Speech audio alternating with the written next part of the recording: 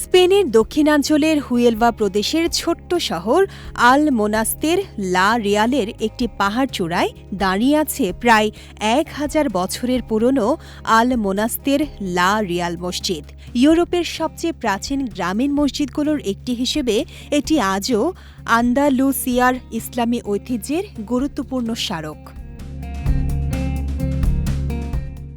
ইতিহাসবিদদের মতে নবম ও দশম শতকে আন্দালুসিয়ায় মুসলিম শাসনামলে মসজিদটি নির্মিত হয় এবং সম্ভবত আন্দালুসীয় শাসক আব্দুর রহমান তৃতীয়ের সময় এর নির্মাণ কাজ সম্পন্ন হয়।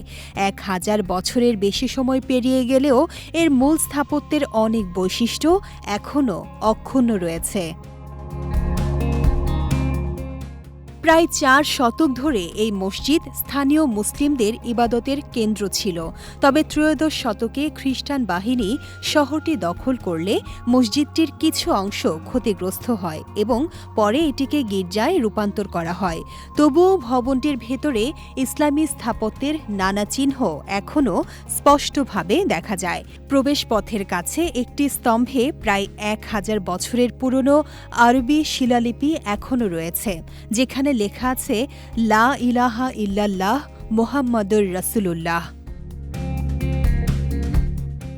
এই মসজিদটি শুধু একটি ঐতিহাসিক স্থাপনা নয়, বরং স্থানীয় মানুষের কাছে একটি গুরুত্বপূর্ণ সাংস্কৃতিক মিলন কেন্দ্র। শহরের বাসিন্দারা এটিকে নিজেদের ঐতিহ্যের অংশ হিসেবে দেখেন এবং সংরক্ষণে বিশেষ গুরুত্ব দেন। প্রতি বছর ১ লাখের বেশি পর্যটক এই স্থাপনাটি দেখতে আসেন। যদিও এখানে নিয়মিত কোনো ধর্মীয় আনুষ্ঠানিকতা হয় না, তবুও মুসলিম দর্শনার্থীরা চাইলে এখানে নামাজ আদায় করতে পারেন।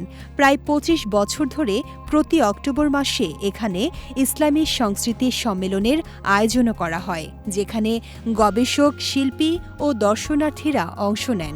শতাব্দী প্রাচীন এই মসজিদ তাই ইতিহাস, সংস্কৃতি ও ধর্মীয় ঐতিহ্যের এক অনন্য সাক্ষী হয়ে আজও দাঁড়িয়ে আছে। বিজয় টিভি নিউজ ডেস্ক।